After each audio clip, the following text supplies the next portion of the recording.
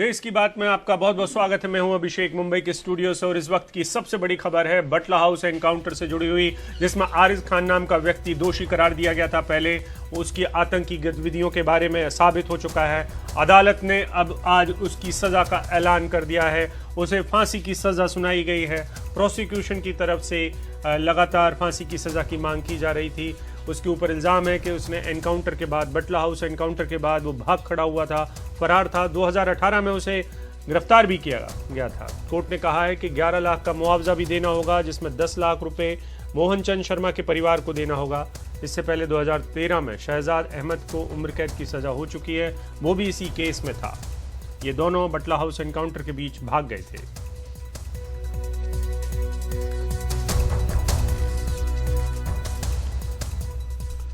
और हमारे साथ मुकेश हमारे साथ ही मौजूद है। मुकेश, बताएं, अदालत में प्रोसिक्यूशन की तरफ से क्या क्या दलीलें दी गई, क्या क्या कहा गया? बचाव पक्ष में किसी ने कुछ बोला या नहीं? और ये जो आरिज है, इसके ऊपर किन धाराओं के तहत इस फांसी की सजा की मोहर लगाई है अदालत ने?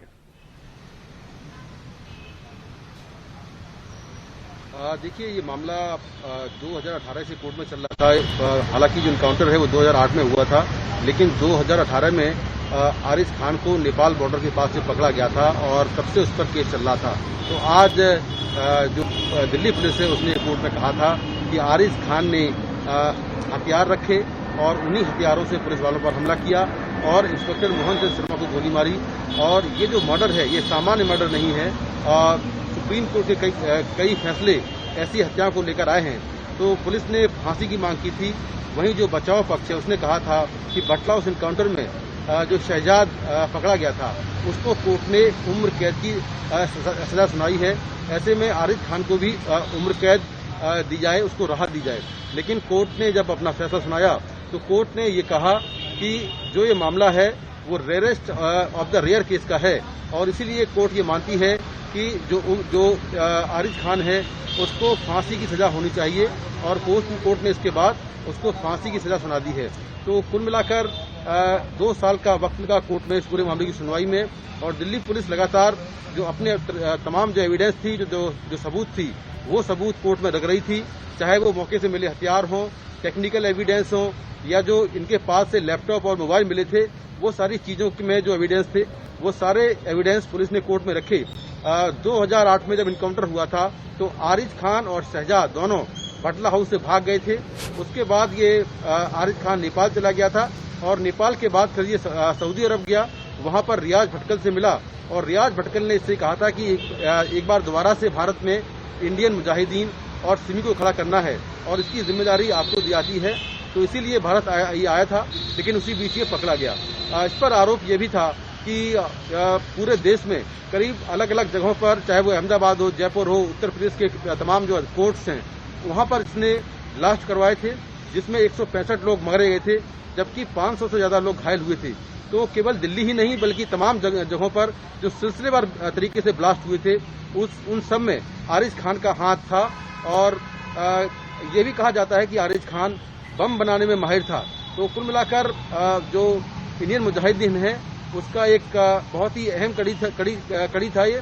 और उसको जो पकड़ने के बाद सुरक्षा एजेंसियों ने माना कि इंडियन मुजाहिदीन ध्वस्त हो गया है। तो आज कोर्ट ने आरिज खान को फांसी की सजा सुना दी है और साथ में ये कहा है कि आरिज खान को 11 लाख का मुआवजा देना होगा, जिसमें 10 लाख जो मोहन चंद शर्मा का परिवार है उसको देना होगा और 1 लाख का जो बची हुई जो रकम है वो कोर्ट में जमा करानी होगी। कोर्ट ने ये भी कहा कि उन्हें ऐसा लगता है कि ये रकम भी बहुत कम है मुआवजे के लिए। अगर पीड़ित परिवार चाहे तो मुआवजे के लिए वो दोबारा से कोर्ट में आ सकते हैं। तो कुल मिलाकर कोर्ट का अपना फैसला है और कोर्ट ने ये माना कि ये rarest of the rare case है और ऐसे में जो सजा है वो फांसी होनी चाहिए। इसीलिए कोर्ट ने फांसी की सजा का ऐलान कर दिया है। जी बिल्कुल, बहुत बहुत शुक्रिया मुकेश इस पूरी जानकारी के लिए।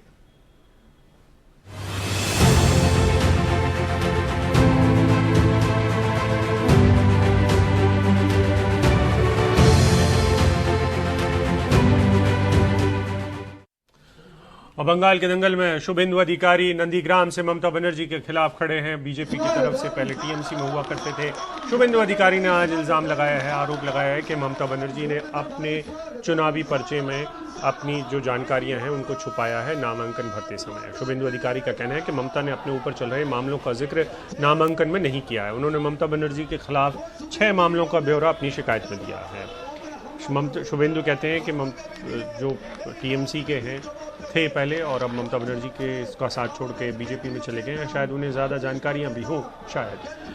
और पश्चिम बंगाल में विधानसभा चुनाव शुरू होने में अब 15 दिन से भी कम समय रह गए हैं। ऐसे में बीजेपी और टीएमसी दोनों ने अपनी ताकत झोंक रखी है।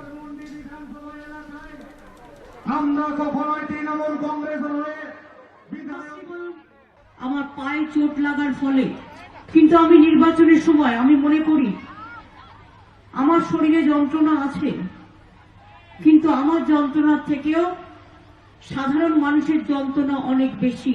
অন্যদিকে বিজেপি একটা পার্টি, গ্যাসের দাম বাড়িয়ে যাচ্ছে, ডিজেলের দাম বাড়িয়ে যাচ্ছে, মানুষ স্টেশনে গেলে কেরোসিন পাচ্ছে না, কেরোসিন বন্ধ করে দিয়েছে, চাল নেই, গম নেই, আটা নেই, দোকানে কেরোসিন নেই, গ্যাসের দোকানে গ্যাস বিনা পয়সায় চাল পাচ্ছেন, আর সেটা রান্না করতে গেলে কেরোসিন পাচ্ছেন না, আর গ্যাসে রান্না করতে গেলে একটা গ্যাসের দাম 800 টাকা হয়েছে। ব্যাংক বিক্রি করে দিচ্ছ, কয়লা শিল্প বিক্রি করে দিচ্ছ, কয়লা শিল্পীরা কোথায় যাবে? কয়লা শ্রমিকরা কোথায় যাবে? কোল ইন্ডিয়া, বিসিসিএল, ইসিসিএল স্টিল বন্ধ করে দিচ্ছ, বিএসএনএল বন্ধ করে দিচ্ছ, রেল বিক্রি করে দিচ্ছ, এয়ার ইন্ডিয়া বিক্রি করে দিচ্ছ, ব্যাংক বিক্রি করে দিচ্ছ, সেল বিক্রি করে দিচ্ছ, নোটবন্দি করে অনেক টাকা কামিয়েছ। সেই টাকা দিয়ে কামিয়েছ হাজার হাজার লক্ষ লক্ষ কোটি টাকা, আর লোককে ভিক্ষা দাও ইলেকশনের সময় 500 টাকা, 5000 টাকা। 10 साल से तृणमूल कांग्रेस की सरकार ने बंगाल को पाताल तक नीचे ले जाने का काम किया है। हर चीज में भ्रष्टाचार, हर चीज में टोलबाजी, राजनीतिक हिंसा, घुसपैठ, तुष्टीकरण, हिंदुओं के और आदिवासियों के त्योहार मनाने के लिए हमें कोर्ट में जाना पड़े, इस प्रकार की स्थिति और मारपीट और गुंडागर्दी ने पूरे बंगाल के विकास को तहस नहस कर रख दिया है। वही बंगाल आज गुंडा राज के अंदर लिप्त होकर रह गया है। और हमारे साथ हमारी साथी मोनुदीपा जुड़ रही हैं कोलकाता से। मोनुदीपा, आप बता पाएं अगर कि ये जो नामांकन के वक्त की जो शिकायत दर्ज कराई है, शुभेंदु अधिकारी कह रहे हैं कि ममता बनर्जी ने अपने खिलाफ 6 मामलों का जिक्र या मेंशन नहीं किया है अपने नामांकन में, वो क्या मामले हैं? जी, 6 मामलों की बात की गई है और उनमें से 5 मामले असम में गीतानगर पुलिस स्टेशन, पान बाजार पुलिस स्टेशन, जागीर रोड, नॉर्थ लखीमपुर, ये 5 जगह पे कोई केस किया गया है अलग अलग सा ममता बनर्जी के विरुद्ध। 2018 का ये सब केस है और ये केस है स्पेसिफिकली ममता बनर्जी ने कोई प्रेस कॉन्फ्रेंस किया था। उस प्रेस कॉन्फ्रेंस में एनआरसी के बारे में उन्होंने कुछ कमेंट्स किए थे और उन्हें इन्फ्लेमेटरी माना गया है किसी कारण, और उस बेसिस पर ममता बनर्जी के विरुद्ध ये 5 केस है under sections 20B, 153A etcetera. अब ये तो रहा असम का मामला, जो हम अभी भी एग्जैक्टली क्या सिचुएशन है, ये अभी भी एफआईआर जारी हैं या चालू हैं या ड्रॉप हो गए हैं, इसका पता हम कर रहे हैं। लेकिन और एक जो केस है, 6 नंबर केस है, वो है एक सीबीआई का केस 2008 साल का। अब इसका भी डिटेल अब तक मिला नहीं है, लेकिन जो सूत्रों के अनुसार खबर आ रही है कि ये केस शायद किसी और ममता बनर्जी के विरुद्ध है। खबर आ रही है ये कोई ममता बनर्जी कोई सेंट्रल गवर्नमेंट एम्प्लॉई हैं आसनसोल शहर में, उनके विरुद्ध है। यही प्राथमिक तरह से खबर आ रही है। ये हमें अभी भी इंडिविजुअली एंड इंडिपेंडेंटली कंफर्म करना है। सीबीआई से हम रिक्वेस्ट किए हैं, डिटेल्स ऑफ द एफआईआर अब तक नहीं मिली है। ये 6 केस ममता बनर्जी के विरुद्ध जो शुभेंदु अधिकारी का दावा है कि उन्होंने अपने एफिडेविट में नॉमिनेशन फाइल करते समय नहीं उनका कोई भी उनका मेंशन नहीं किया। तृणमूल की तरफ से अब तक जो कहा गया है वो है कि ये जो शुभेंदु अधिकारी बोल रहा है ये सब एक स्टंट है, जो एक कैंडिडेट जो नंदीग्राम में अपना डिपॉजिट हारने वाला है उसका ऐसा एक स्टंट, पॉलिटिकल स्टंट है। अब आगे इसका क्या होता है इस पर नजर है। बहुत बहुत शुक्रिया मोनिदीपा इस पूरी जानकारी के लिए। मोनिदीपा जानकारी दे रहे थे ममता बनर्जी के नामांकन में क्या क्या है। और अब वक्त है दूसरी बड़ी एक खबरों का। और बात करते हैं वसीम रिजवी के, जो शिया वक्फ बोर्ड के कभी चेयरमैन हुआ करते थे। उन्होंने ये बात कह के पहले सनसनी फैला दी थी कि कुरान जो कि इस्लाम का एक धार्मिक ग्रंथ है उसमें 26 आयतें ऐसी हैं जिनको आतंकवाद को बढ़ावा दिया गया या जिनसे आतंकवाद को सीखते हैं बच्चे।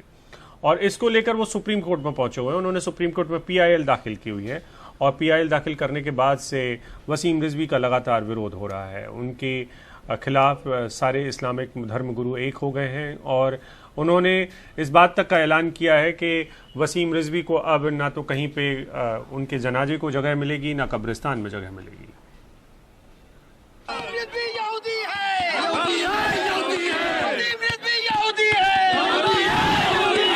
वसीम के खिलाफ मुसलमानों का गुस्सा अलग अलग शक्ल में अलग अलग जगह जाहिर हो रहा है।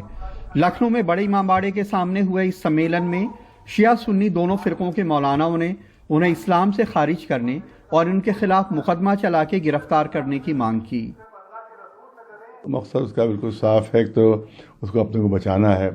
CBI जांच हो रही है और उसके अलावा वक्फ काउंसिल जो सेंट्रल है उसने भी इसके खिलाफ रिपोर्ट पूरी टोटल दे दी है। इसने बड़ी बेईमानियाँ की हैं, बड़े बहुत गबन किए हैं इसने। दूसरी एक ख़तरनाक इत्तला हमको ये भी मिली है सूत्रों से कि अभी कुछ दिन पहले नेपाल गया था, वहाँ चीनी और कुछ पाकिस्तानी लोगों से वहाँ इसकी मुलाकात हुई। इसके बाद कुछ लोगों ने लखनऊ में ताल कटोरे की करबला में वसीम की हयाती कब्र के टुकड़े टुकड़े कर दिए। हयाती कब्रें वो कब्रें होती हैं जिन्हें लोग अपनी जिंदगी में अपनी पसंद की जमीन खरीद कर उस पे कब्र की अनुकृति बना देते हैं। इस विवाद पे वसीम ने वीडियो मैसेज भी जारी किया।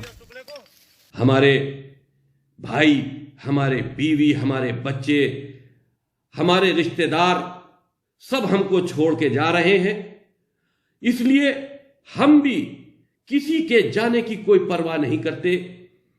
हम खुश हैं कि हम हक पर हैं। हम इस लड़ाई को आखिरी दम तक लड़ेंगे और जब तक लड़ेंगे जब तक हम जिंदा हैं। अगर हमको जब भी ये बात महसूस होगी कि ये लड़ाई हम हार रहे हैं तो हम अपना सुसाइड कर लेंगे, लेकिन हम पीछे हटने वालों में से नहीं हैं।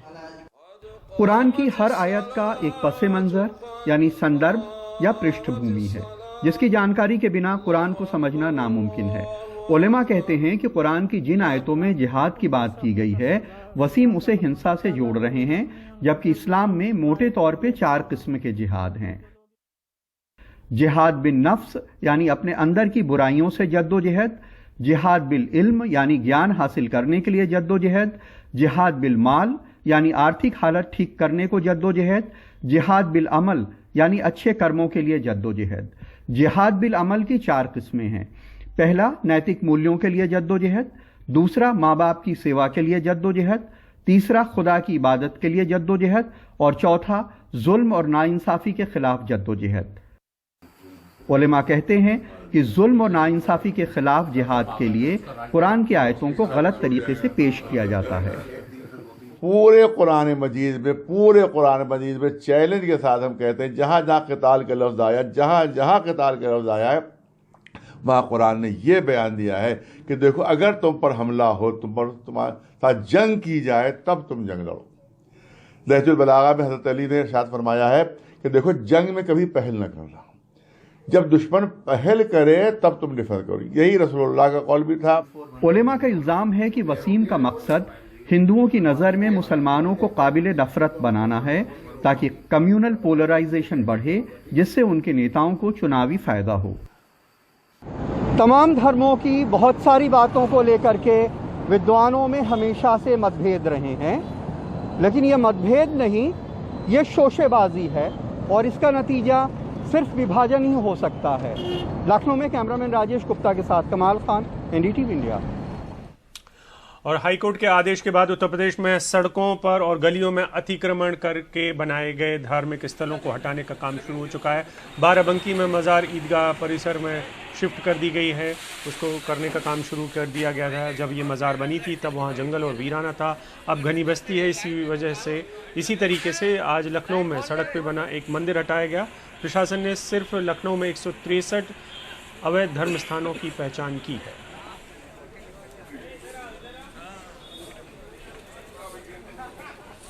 और हमारे साथ हमारे साथी कमाल खान जुड़ रहे हैं। कमाल, मुझे लगता है अतिक्रमण करवाने के लिए धर्मावलंबी, चाहे वो किसी भी धर्म के हों, बराबर में है, चाहे वो हिंदू हो चाहे वो मुसलमान हो। हाँ, देखिए, बहुत जगह पे ये पहले सुप्रीम कोर्ट ने एक ऑर्डर किया था, फिर एक हाई कोर्ट ने ऑर्डर किया, उसका पालन नहीं हुआ। कुछ लोग दोबारा से कोर्ट गए, तो कोर्ट ने सरकार से यह जवाब तलब किया कि आपने इसकी कंप्लायंस रिपोर्ट हमें नहीं दी, आपने इसकी अमल दरामद क्या की हमें नहीं बताया, 17 मार्च को रिपोर्ट दीजिए। तो उसके बाद सरकार एक्टिव हुई है, उसने सारे जिलों के प्रशासन को इंस्ट्रक्शंस जारी किए हैं कि 2011 के बाद के जितने धर्मस्थान हैं वो हटा दिए जाएं। 2011 के पहले के जो धर्मस्थान है उसका जो मैनेजमेंट या उसके जो अनुयायी हैं उनकी निजी जमीन पे उनसे बातचीत करके उसको शिफ्ट कर दिया जाए, अगर वो सड़क पे या गली में कहीं आता है और उससे व्यवधान उत्पन्न हो रहा है। तो बाराबंकी में तो ये मजार 200 साल पुरानी है, तब वहां पे कुछ भी नहीं था, ना सड़क थी ना गली थी, लेकिन बहरहाल वो बीचों बीच सड़क के आती है और वहां से एक हाईवे से गुजरने वाले ट्रक गुजरते हैं और ट्रैफिक के लोग बेइंतहा परेशान होते थे ट्रैफिक जाम की वजह से। तो वहां पे मुस्लिम समुदाय के जो स्थानीय लोग हैं उनको समझाया बुझाया डिस्ट्रिक्ट एडमिनिस्ट्रेशन ने, और वो इस बात के लिए राजी हो गए कि मजार को जमीन से नीचे से पूरा खोद करके एक पास में ईदगाह है वहां पे शिफ्ट कर दिया गया है।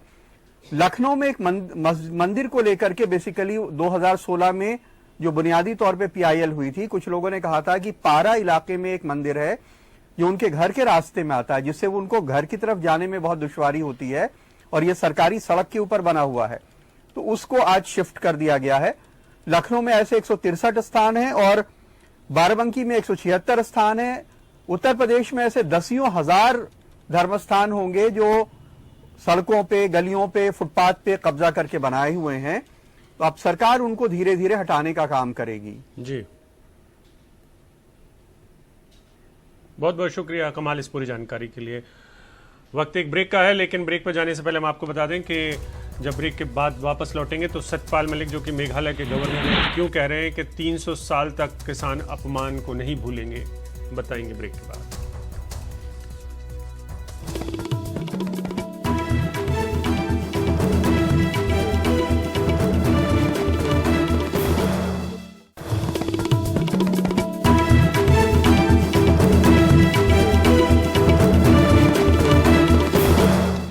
किसान आंदोलन पर मोदी सरकार को अपने अंदर से भी कई मसलों पर जवाब देने पड़ रहे हैं और अब नया बवाल खड़ा किया है सत्यपाल मलिक ने, जो कि मेघालय के गवर्नर हैं। वो उत्तर प्रदेश में अपने गृह जिले में थे, लेकिन उन्होंने ये कहकर बड़ा बवाल खड़ा कर दिया है कि किसानों की मांगों के आगे सरकार को झुकना चाहिए और सरकार को किसानों की बात माननी चाहिए। अगर किसानों की बात नहीं मानी गई या उन्हें खाली हाथ लौटाया गया तो 300 साल तक किसान ये अपमान नहीं भूलेंगे। सत्यपाल मलिक साहब को से बात करने के लिए कहा गया था जाट किसानों के से और उनकी यूनियन से। एक बार वो फिर बोले हैं, पहले भी वो एक बार बोल चुके हैं, लेकिन इस बार उन्होंने जो बोला है वो उन्होंने कहा है कि सरकार को चेताया है कि किसानों को खाली हाथ न जाने दें। उन्होंने बड़ी बड़ी बातें भी की हैं कुछ। उन्होंने कहा है कि वो अगर एमएसपी को कानूनी मान्यता, किसानों की इस मांग का समर्थन किया उन्होंने कि अगर एमएसपी मिल जाएगा और उसको कानूनी मान्यता दे दी जाएगी तो किसान आंदोलन खत्म हो जाएगा। उन्होंने तो ये तक कह दिया कि राकेश टिकैत की गिरफ्तारी रोकने के लिए उन्होंने पीएम और गृह मंत्री से बात की थी। अब भी कल मैं एक बहुत बड़े जर्नलिस्ट से मिलके आया हूं जो प्रधानमंत्री के बहुत अच्छे दोस्त हैं, और मैंने उन्हें कहा कि भाई मैं तो कोशिश कर ली, अब तुम उनको समझाओ ये गलत रास्ता है। किसानों को दबा के यहाँ से भेजना, अपमानित करके दिल्ली से भेजना, पहले तो ये जाएंगे नहीं, ये जाने को नहीं आए दिल्ली में। दूसरे चले गए तो ये 300 बरस भूलेंगे नहीं, लिहाजा इनको कुछ देके, पेड चीज है, ज्यादा करना भी नहीं है, सिर्फ एमएसपी का कानूनी तौर पे उसको मान्यता दे दो। अगर एमएसपी को कानूनी मान्यता दे देंगे तो इन कानूनों में तो जो जो संशोधन चाहते हैं किसान दे देंगे, सरकार तैयार है, मामला खत्म हो जाएगा। लेकिन अगर ये ज्यादा चलता रहा तो मैं नहीं जानता आप में से कितने लोग जानते हो, लेकिन मैं सिखों को जानता हूं। मिसेस गांधी ने जब ब्लू स्टार किया, उसके बाद उन्होंने अपने फार्म हाउस पे 1 महीना महामृत्युंजय का यज्ञ कराया। अरुण नेहरू ने मुझे बताया कि मैंने कहा कि पूर्वी आप तो ये बात नहीं मानती थी, आप ये क्यों करा रही हैं? तो उन्होंने कहा कि तुम्हें पता नहीं है, मैंने इनका अकाल तख्त तोड़ा है, ये मुझे छोड़ेंगे नहीं। हमारे साथ हमारे साथी अखिलेश शर्मा जुड़ रहे हैं। अखिलेश, सतपाल मलिक मुझे लगता है दूसरी बार बोल रहे हैं किसान आंदोलन से जुड़े मसले पे, तो उनका बोलना कितने मायने रखता है? या वो एक किनारे किए गए या रिटायरमेंट पोस्टिंग में मेघालय में अपनी बात कहना चाहते हैं? देखिए, दोनों ही बातें हैं। पहली बात तो ये है कि किनारे तो कर दिए गए हैं, क्योंकि एक ही साल में उनके 3 बार तबादले राजभवन से कर दिए गए हैं। पूरा भारत दर्शन उनको करा दिया गया। उनकी शुरुआत बिहार से हुई थी, जम्मू कश्मीर भेजा गया, फिर गोवा और अब मेघालय में वो हैं। लेकिन दूसरी महत्वपूर्ण बात यह है कि पश्चिमी उत्तर प्रदेश, जहाँ से वो आते हैं, वो खुद एक जाट नेता हैं, जनता दल से सांसद रह चुके हैं, समाजवादी पार्टी से चुनाव लड़के हार गए थे, उसके बाद वो बीजेपी में आए, तो यानी लंबा रास्ता तय करके आए हैं, समाजवादी हैं, जाट हैं, तो इस लिहाज से जो भी बोलते हैं सोच समझ करके ही बोल रहे होंगे। ये बात बीजेपी मानती है। हालांकि बीजेपी की ओर से कोई प्रतिक्रिया उनके बयान पर नहीं मिली है। जिन भी कुछ लोगों से हमारी बात हुई, उन्होंने यही कहा कि देखिए, सत्यपाल मलिक तो खुद ये कहते हैं कि मैं विवादास्पद बयान देता हूं, उसके बाद 2-3 दिन मुझे अपने बयान से उठे विवाद को ठंडा करने में लग जाते हैं। तो ये बात तो पहले भी कह चुके हैं। तो इसलिए जो नया विवाद खड़ा किया है उन्होंने अपने बयान से, वो शायद 2-3 दिन उसमें लगेंगे भी ठंडा होने में। लेकिन विपक्षी पार्टियाँ जो हैं उन्होंने इसको लपक लिया है। आम आदमी पार्टी हो, चाहे बसपा हो, चाहे सपा हो, सब ये कह रहे हैं कि देखिए, सत्यपाल मलिक जो कि संवैधानिक पद पर बैठे हैं, जिनको आपने ही बनाया, आपकी सरकार ने बनाया, अगर वो आपके सरकार के लाए कानूनों को नहीं मान रहे हैं, कह रहे हैं कि एक एमएसपी की गारंटी होनी चाहिए, तो आप उनकी बात क्यों नहीं मान रहे हैं? तो ये विपक्षी पार्टियों को एक मौका ज़रूर सत्यपाल मलिक ने दे दिया है। और दूसरा इसका जो पहलू है वो है पश्चिमी उत्तर प्रदेश में जाटों में जो नाराज़गी दिख रही है, जो फीडबैक भी बीजेपी को मिला है कि जो पिछले 3 चुनाव में जाटों का समर्थन बीजेपी को मिला, वो इस बार छिटक सकता है इन कानूनों के चलते। तो निश्चित तौर पर यह कहीं बीजेपी को परेशान कर रहा होगा, और ऐसे में सत्यपाल मलिक का यह बयान उनकी परेशानी को बढ़ाएगा। बहुत बहुत शुक्रिया अखिलेश इस पूरी जानकारी के लिए। तो सतपाल मलिक फिर से विवादित बयान के साथ। और ब्रेक के बाद हम आपको बताने वाले हैं कि बैंकों की हड़ताल क्यों हुई और कितने लाख कर्मचारियों ने इसमें हिस्सा लिया।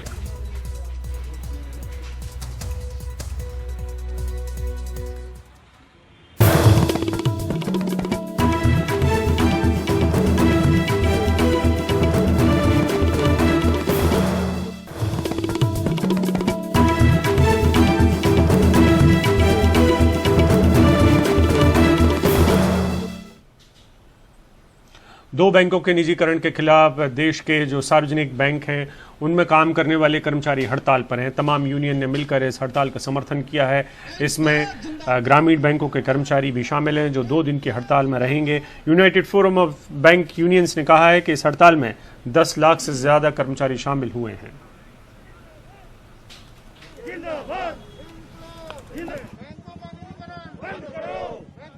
ये बैंक जो स्ट्राइक आपने बुलाया है, क्यों बुलाया है, और इसके बारे में जरा हमें बताइए। आपका नाम, आप कहाँ से हैं?